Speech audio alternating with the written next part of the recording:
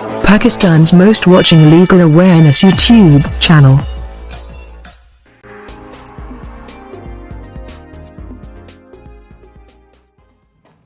अस्सलाम वालेकुम friend and viewers, I hope all are fine. This is Mubashar Iqbal Chauhan, advocate high court and lecturer comprehensive criminal trial series के अंदर ये हमारा 9th lecture है, 9वां लेक्चर। बाकी 2-3 लेक्चर जो हैं वो भी इंशाल्लाह जल्द रिकॉर्ड करके अपलोड कर दिए जाएंगे। पिछले लेक्चर के अंदर हमने डिटेल से फ्रेमिंग ऑफ चार्ज को, उसके इसेंशियल्स को पढ़ा, और अगर कोई मुल्ज़म प्ली लेता है, डिफेंस लेता है या इनकार करता है तो उसके बाद क्या प्रोसीजर होगा। जब मुल्ज़म प्ली ले ले, डिफेंस ले ले कि जी मैंने ये जुर्म नहीं किया या मैं नहीं मानता, मेरे ऊपर झूठा इल्ज़ाम लगाया गया है, तो इस दौरान कोर्ट इमीडिएटली प्रोसिक्यूशन को ऑर्डर जारी करते कि आप अपनी एविडेंस और विटनेस लेकर आएँ, और साथ ही उसके बाद अक्यूज़ को अपनी फेवर में अगर वो देना चाहे तो एविडेंस और विटनेस उनको भी हुक्म दिया जाता है कि आप भी अपनी एविडेंस और विटनेस कोर्ट के अंदर पेश करें। प्रोसिक्यूशन एविडेंस, प्रोसिक्यूशन एविडेंस कानून शहादत 1984 आर्टिकल 130 के जरिए लाई जाती है, जिसको सबसे पहले जो एविडेंस पेश की जाती है उसको चीफ एग्जामिनेशन कहा जाता है। ये एविडेंस CRPC सेक्शन 353 के जरिए अक्यूज की मौजूदगी में पेश की जाती है।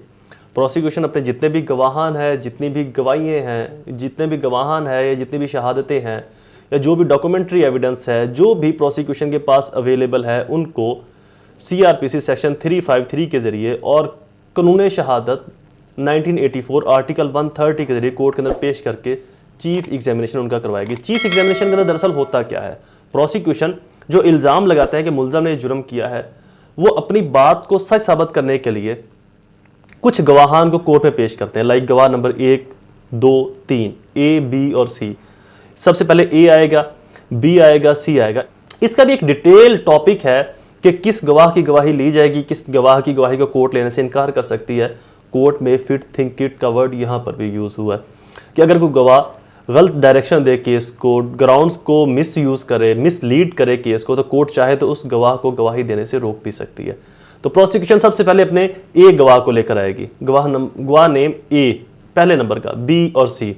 ये गवाह अगर गवाही देगा कि जी मैंने फलां मुल्ज़म को फलां जगह पर ये जुर्म करते देखा था, उस वक़्त ये टाइम था, मैं वहाँ से इसलिए गुज़र रहा था, मैं वहाँ पर इस काम के लिए रुका था, मैंने इसको जुर्म करते देखा था, उसके बाद ये वहाँ से भागा था। तो ये तमाम चीज़ें, ये वर्डिंग आपको बता रहा हूँ मैं, था चूँकि माजी की बात है ना, पास्ट की बात है, तो इसलिए आपको ये वर्डिंग, तो ये बेसिकली प्रिपेयर करते हैं वकला साहिबान कि आपने कैसे गवाही देनी है। तो जो एक चीज़ और कि गवाह जब भी गवाही देने के लिए आए तो ये बतौर वकील, बतौर कौंसल आप ये ज़रूर ख्याल रखें कि उस गवाह की कम से कम एक रात पहले तैयारी अच्छे से करवाएं। अपने ऑफिस में उस गवाह को बुलवाएं, उसको तमाम वाक़या बताएं कि उस दिन, और जो गवाही उसने देनी है वो उसने रिकॉर्ड करवाई होगी, अगर आपके सामने आपको बताइए तो उसको वो रिफ्रेश करवाएं उसके माइंड के अंदर। कोर्ट का एक डेकोरम होता है, एक डर होता है, प्रेशर होता है, बड़े बड़े गवाह वहाँ पर जाकर दबक जाते हैं, फिसल जाते हैं। तो लिहाजा अगर आपका केस सच्चा है, आपका गवाह सच्चा है, तो सिर्फ गवाह के दबक जाने से, फिसल जाने से, उसके दिल में डर आ जाने से आपका पूरा केस स्पॉइल हो सकता है। तो लिहाजा गवाह को एक रात पहले अपने ऑफिस में बुलवाएं, एक दिन पहले अपने ऑफिस में बुलाएं, ये जैसे फिजिबिलिटी आपके लिए हो, उसको वो तमाम वाक़या उसको बोले कि मुझे बता, मुझे सुना, एक ऐसा कटहरा बना दे, वहाँ पर उसको खड़ा करके उसकी गवाही अपने सामने दिलवाएं। जहाँ पर वो गलत हो, मिसलीड कर रहा हो, मिस यूज़ कर रहा हो, या वो कोई एरर कर रहा हो, मिस्टेक कर रहा हो, वहाँ पर उसकी करेक्शन करवाएं, वहाँ पर उसको सही करवाएं। क्योंकि कोर्ट के अंदर आप गवाह को लीडिंग नहीं कर सकते, आप उसको लीड नहीं कर सकते। गवाह ने वहाँ पर अपनी खुद गवाही देनी है, आपने सिर्फ वहाँ पर खड़े होकर गवाही करवानी है बतौर कौंसल, वहाँ पर आप गवाह को बता नहीं सकते। हाँ, कुछ ऐसे जनरल बात तो बता सकते हो जो कि आम तौर पर सभी के नॉलेज में है। लाइक एक शख्स है, वो उसका नाम फलां है, तो ये सबको पता है, तो वो अपना नाम उसे नहीं बताया तो आप उसको बोलते यार अपना नाम तो बता, तेरा नाम फलां नहीं। तो इस तरह की चीज़ जो कि एडमिटेड है, जिसको एडमिट कर लिया गया है, उस बारे में आप लीड कर सकते हो, अदरवाइज आप जनरली लीड नहीं कर सकते। तो प्रोसिक्यूशन अपने गवाहान को एग्जामिन करवाएगी अक्यूज़ के सामने और अक्यूज़ की कौंसल के सामने। ये जो एग्जामिनेशन है वहाँ पर अक्यूज़ भी मौजूद होगा और अक्यूज़ का जो वकील है वो भी वहाँ पर मौजूद होगा, वो तमाम चीज़ों को लिखेगा। और अगर आप अक्यूज़ के कौंसल हैं, अक्यूज़ की बिहाफ पर हैं, तो गवाह के कहे गए सभी बयान को वर्ड बाई वर्ड लिखते जाएं, एक एक लफ्ज़ को, स्पेशली वहाँ पर उसने दिन किस तरह का जिक्र किया है, उसने मुल्ज़म के कपड़ों का क्या जिक्र किया है, उसने अपने कपड़े क्या पहने हुए हैं, उस दिन तारीख क्या थी, मुल्ज़म जो गवाह है वहाँ पर किस काम के लिए गया था, कितने बजे गुजर रहा था, कितने बजे वहां पर वापस आया, उसका काम क्या था, क्या उसने अपना काम किया या नहीं किया। तो ये तमाम चीजें जो गवाह बताएगा उनको वर्ड बाय वर्ड लिखते जाएं, लाजमन ये इस चीज को लिखते जाएं। ये आपके केस को सबसे मजबूत पॉइंट फराहम करेगी, मजबूत बेस फराहम करेगी। ये एक गवाह की चीफ एग्जामिनेशन होगी। जो गवाह जिसकी फेवर में आया है, जब वो उसकी फेवर में गवाही देता है तो that is called chief examination court के सामने। अब जो प्रोसिक्यूशन का दूसरा गवाह है बी, तीसरा गवाह है सी, वो तरतीब वाइज इस तरह से गवाहियों के लिए आएंगे। फिर इसके बाद कोर्ट अक्यूज काउंसिल को वो बोलेगा कि जी अगर आपने अपनी गवाही देनी तो आप अपने गवाहों को लेकर आए। अगर वो अपनी शहादत या गवाह लेकर आते तो ठीक है, और अगर कोर्ट चाहे तो इन गवाहों की एडमिसिबिलिटी से इनकार भी कर सकती है, इनकी गवाही नहीं ले सकती आर्टिकल 131 कानून शहादत 1984 के जरिए, और आर्टिकल 132 कानून शहादत 1984 के जरिए कोई भी पार्टी अपने गवाह को अपनी फेवर के अंदर लेकर आएगी, यानी कि चीफ एग्जामिनेशन उनका करवाएगी। जब गवाह जिसकी फेवर में आ रहा है तो एग्जामिनेशन इन चीफ 132 आर्टिकल कानून शहादत 1984 का, और 132 आर्टिकल का दूसरा पार्ट जब उसी गवाह को एडवर्स पार्टी एग्जामिनेशन करेगी तो that is called cross examination. और फिर कोई भी पार्टी जब किसी गवाह को दोबारा से बुलवाएगी कोर्ट में कुछ अपनी डिजायर लेने के लिए, कुछ और नई बात या कुछ दोबारा से एग्जामिनेशन करने के लिए, तो that is called re examination in chief या री एग्जामिनेशन इन क्रॉस। यानी कि अगर तो एडवर्स पार्टी बुलवा रही है तो री एग्जामिनेशन इन क्रॉस, अगर सेम पार्टी बुलवा रही है तो री एग्जामिनेशन इन चीफ होगा। तो लिहाजा ये याद रखिएगा 353 के जरिए एविडेंस रिकॉर्डिंग का प्रोसीजर स्टार्ट होगा। ये पूरा एक चैप्टर है सीआरपीसी का। सीआरपीसी 353 से लेकर 365 तक जो सेक्शन है ये रिकॉर्डिंग ऑफ एविडेंस का एक पूरा चैप्टर है इसके अंदर। इसको भी जरूर पढ़िए, ये भी आपके लिए फायदेमंद साबित होगा। और जो ऑर्डर दिया जाता है production of examination of evidence का, वो आर्टिकल कानून शहादत 1984 आर्टिकल 130 के जरिए दिया जाता है। 131 आर्टिकल के जरिए कोर्ट उसकी एडमिसिबिलिटी को एडमिट कर सकती है, इनकार कर सकती है, और 132 आर्टिकल के जरिए किसी भी गवाह की एग्जामिनेशन करवाई जाती है, चीफ एग्जामिनेशन।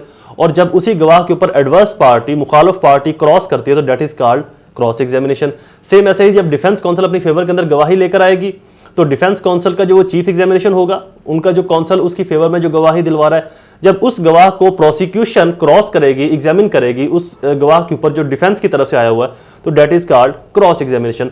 क्रॉस एग्जामिनेशन भी और चीफ एग्जामिनेशन भी 132 आर्टिकल के जरिए, कानून शहादत 1984 के आर्टिकल के जरिए ही प्रोसीड किए जाते हैं। और इन्हीं गवाहों को जब दोबारा से कोर्ट में बुलवाया जाएगा री एग्जामिन के लिए तो that is called re examination in chief या re examination in cross. Chief examination और क्रॉस एग्जामिनेशन के एक और वर्ड भी है, वो भी आपको बताता हूं, वो भी आप लिख लें।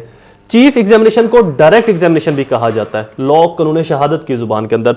चीफ एग्जामिनेशन को डायरेक्ट एग्जामिनेशन भी कहा जाता है, क्रॉस एग्जामिनेशन को एडवर्स एग्जामिनेशन भी कहा जाता है, लेकिन जर्नली नॉनली ये चीफ एग्जामिनेशन और क्रॉस एग्जामिनेशन के नाम से ही जाने जाते हैं। और दोबारा से अगर एग्जामिनेशन करना हो किसी विटनेस का तो री एग्जामिनेशन इन चीफ या इन क्रॉस हो सकता है। ये आर्टिकल 132 QSO कानून शहादत ऑर्डिनेंस 1984 के जरिए फर्दर प्रोसीड करते हैं। उसके बाद एग्जामिनेशन ऑफ अक्यूज होगा CRPC 342 के जरिए। Power of examination of accused, इसको कोर्ट भी एग्जामिन कर सकती है और प्रोसिक्यूशन भी अक्यूज से क्वेश्चनिंग सवाल जवाब पूछ सकती है। ये तो था प्रोसीजर प्रोसिक्यूशन की एविडेंस का और examination in accused. Court CRPC article 342 के जरिए अक्यूज का एग्जामिनेशन करेगी, उससे कोई भी किसी भी तरह का फॉर्मल, अनफॉर्मल, कैजुअल क्वेश्चन पूछ सकती है जो कि ट्रायल से रिलेटेड हो, आउट ऑफ ट्रायल ना हो, आउट ऑफ फैक्ट ना हो, आउट ऑफ सर्किमस्टांसेस ना हो। फैक्ट, सर्किमस्टांसेस और ट्रायल के अंदर ट्रुथ को डिटरमाइन करने के लिए कोर्ट किसी भी वक्त कोई भी क्वेश्चन मुल्ज़िम से पूछ सकती है, उसका एग्जामिनेशन कर सकती है, अपने तौर पर भी मुल्ज़िम से क्वेश्चनिंग कर सकती है। तो आज का लेक्चर था हमारा प्रोसिक्यूशन एविडेंस और एग्जामिनेशन ऑफ विटनेस। ये 9th स्टेज थी ट्रायल की। इससे अगली स्टेज के अंदर हम आर्गुमेंटेशन और कंक्लूजन, जजमेंट्स को भी डिस्कस करेंगे। आई होप ये लेक्चर आपके लिए फायदेमंद साबित हुआ। ऐसे ही इन्फॉर्मेटिव वीडियोस को सुनने के लिए मेरे चैनल को सब्सक्राइब करना, बेल आइकन को प्रेस करना हम बिल्कुल ना भूलें। दोबारा हाजिर होंगे एक नई सीरीज में एक नए लेक्चर के साथ। तब तक मुझे अपनी दुआओं में जरूर याद रखें। अल्लाह ताला आप सबका हामी और नासिर हो। वस्सलाम। और हाँ, मेरे लेक्चर्स को शेयर करना अपने सोशल सर्कल में, हल्का अहबाब में बिल्कुल ना भूला करें। अपने दोस्तों के साथ, कोलीग्स, क्लास फेलोज के साथ मेरे लेक्चर्स को जरूर शेयर किया करें। ये मेरी आपसे हम्बल सबमिशन होगी। दोबारा हाजिर होंगे एक नई सीरीज में एक नए लेक्चर के साथ। तब तक मुझे अपनी दुआओं में जरूर याद रखें। अल्लाह ताला आप सबका हामी और नासिर हो। वस्सलाम।